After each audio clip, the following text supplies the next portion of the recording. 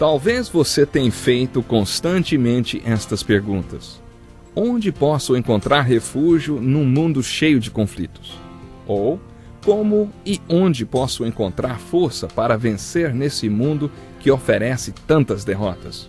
Acompanhe agora com o pastor Edson Bruno mais um programa Encontro com a Palavra.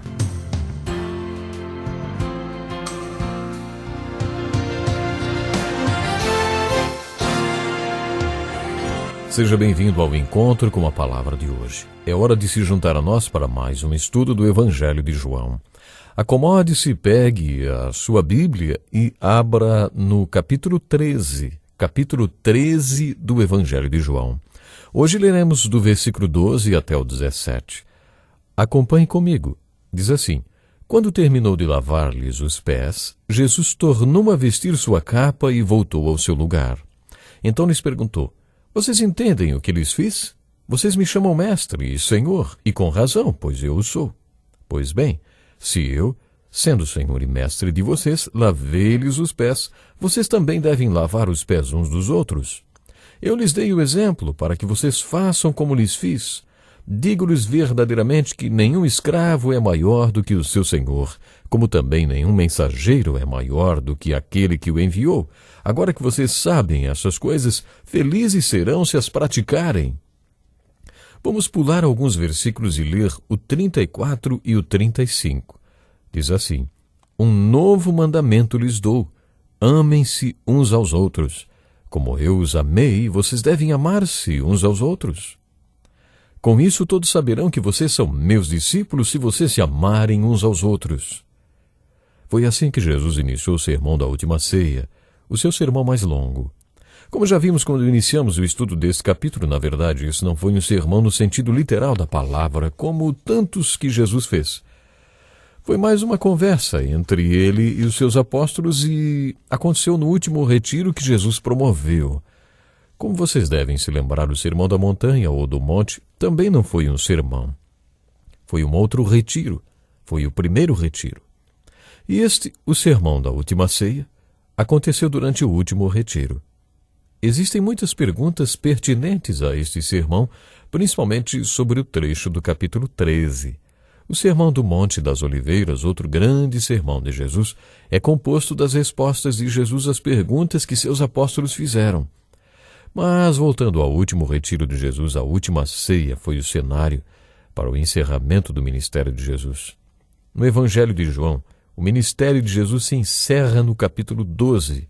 Jesus se recolheu para um retiro com os 12 e depois foi preso e levado à cruz. Jesus iniciou o retiro com os 12, lavando-lhes os pés. Que jeito de iniciar esta reunião! Principalmente depois de tudo que eles conversaram no caminho, conforme lemos nos evangelhos. Eles foram discutindo sobre qual deles seria o maior no reino, sobre qual Jesus sempre falava. Parece que o melhor jeito que Jesus encontrou para encerrar essa discussão foi lavando os pés deles. E depois que Jesus terminou de lavar seus pés, perguntou: Vocês entendem o que lhes fiz? Como dissemos em nosso último estudo, essa pergunta foi respondida com o primeiro versículo desse capítulo, que diz assim, Tendo amado os seus que estavam no mundo, amou-os até o fim. Havia 3 anos que Jesus estava demonstrando amor por aqueles homens. E eles, eu tenho certeza, ficaram impressionados com o amor de Jesus por eles. E por isso o amavam, porque ele os tinha amado primeiro. Nesta ocasião, depois do ato simbólico de lavar os pés deles, Jesus disse algo que os chocou. Para dizer a verdade, essa não foi a primeira nem a única vez que eles ficaram chocados com alguma coisa que Jesus disse. Primeiro, Jesus disse que os deixaria. E parece que eles entenderam que isso significava a morte de Jesus, mesmo que não fosse absolutamente certo que aconteceria. É claro que eles ficaram chocados quando Jesus disse: Meus filhinhos, vou estar com vocês apenas mais um pouco. Vocês procurarão por mim e, como eu disse aos judeus, agora lhes digo: para onde eu vou, vocês não podem ir. É claro que eles ficaram chocados, porque Jesus iria deixá-los.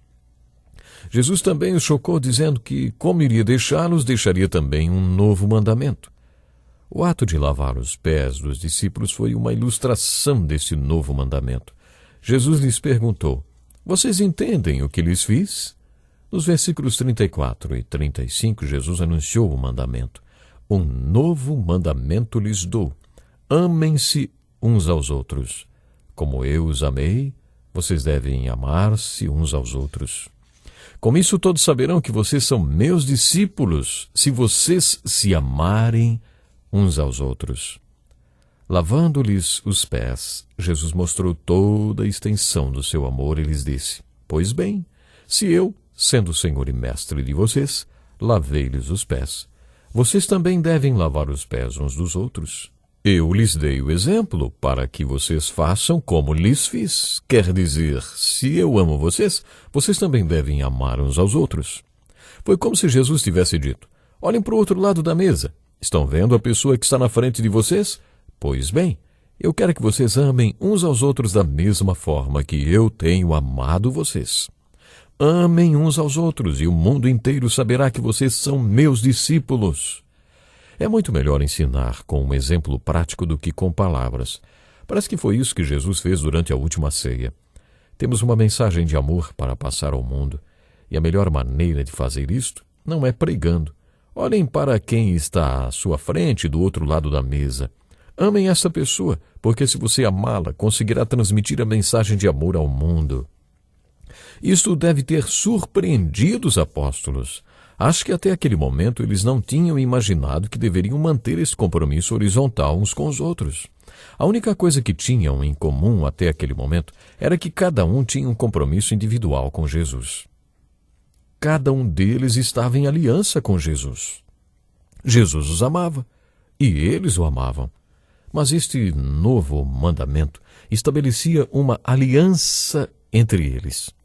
Este novo mandamento que estabeleceu esta nova aliança criou uma comunidade nova, vislumbrada por Jesus para ser a sua igreja. Será que você sabe o que é estar em aliança com alguém? É claro que estamos em aliança com Deus e com Jesus Cristo. Sabemos disto. Agora me diga, você está em aliança com outras pessoas que também seguem a Jesus Cristo?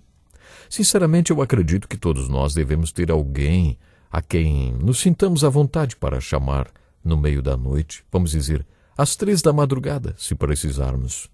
Eu tenho certeza que poderia ligar para várias pessoas no meio da noite pedindo ajuda e que elas me acudiriam sim. E você, tem alguém assim, com que pode contar? No meio da noite, se precisar, de madrugada.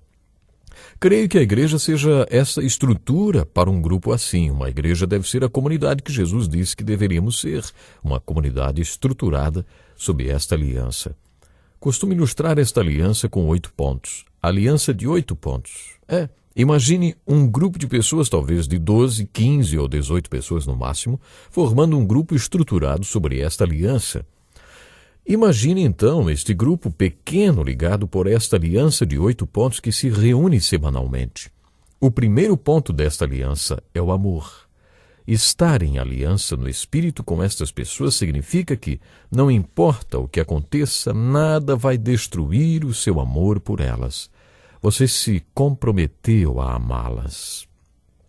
O segundo ponto da aliança é a disponibilidade, que pode ser dividido em 2 pontos. Primeiro, você estará sempre disponível na medida do possível para todas as reuniões do grupo. Segundo, você se disponibilizará para qualquer um que precisar de você, para qualquer coisa. Isto implicará em várias outras pequenas reuniões com diferentes membros do grupo, entre uma e outra reunião geral do grupo. O terceiro ponto da aliança é a oração, que implica em que você vai orar regularmente por cada membro do grupo. O quarto ponto da aliança é a confidencialidade. É importante entender que os outros pontos desta aliança só serão possíveis se houver um relacionamento de confiança no grupo. Isso quer dizer que deve haver um compromisso de cada membro do grupo de não levar para fora o que foi compartilhado com todos os membros ou com algum outro membro em particular. Ninguém vai querer compartilhar nada com este pequeno grupo se suspeitar que sua história servirá de ilustração para toda a igreja no próximo domingo. Por outro lado, é claro que comunhão envolve compartilhar e envolver-se com outras pessoas. Isso nos leva ao quinto ponto desta aliança. Chamamos de aliança da abertura. É importante entender que não tenho como conhecê-lo se você não se abrir comigo e não me contar quem você é. Por isso, cada um dos membros tem o compromisso de expor os seus pontos fortes e também os seus pontos fracos. O sexto ponto é a sensibilidade. Pedir a Deus que me faça sensível às necessidades de cada membro do grupo. Eu mesmo vou me comprometer a ouvir o que as pessoas têm a dizer através de suas palavras e também de suas ações e atitudes. Às vezes você precisa ler a linguagem corporal da pessoa, suas expressões faciais, seus gestos, o tom da sua voz. Com tudo isto, você pode dizer se a pessoa está deprimida ou se está se sentindo sobrecarregada. É importante estarmos sensíveis a tudo isto e não apenas ao que a pessoa diz. Esta sensibilidade poderá mostrar se uma pessoa está passando por um momento difícil ou não. O sétimo ponto é o da honestidade na aliança. A franqueza é positiva e construtiva para o corpo. Eu vou deixar que Deus me use neste processo de crescimento, falando com honestidade quando eu concordar e quando discordar do grupo ou de algum membro. O oitavo ponto na aliança é a responsabilidade, que implica em reconhecer que Deus o colocou neste grupo para edificar o corpo de Cristo.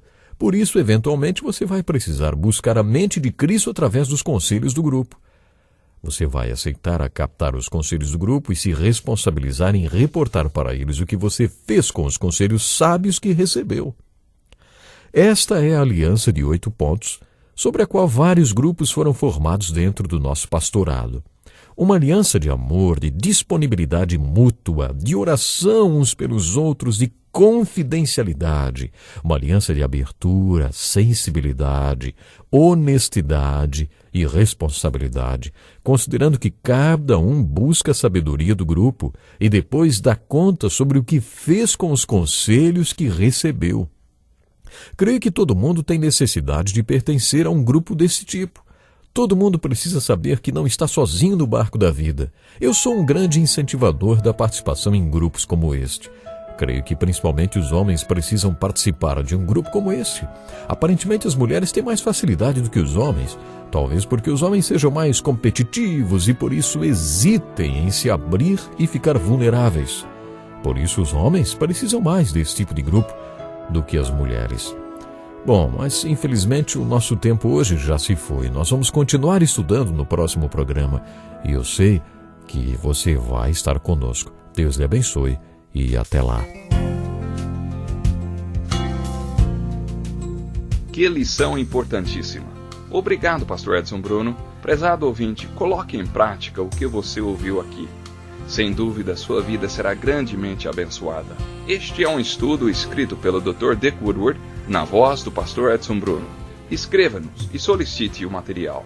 Nosso endereço é Encontro com a Palavra, Caixa Postal 2011, CEP 89201-970, Joinville, Santa Catarina. Até o nosso próximo Encontro com a Palavra.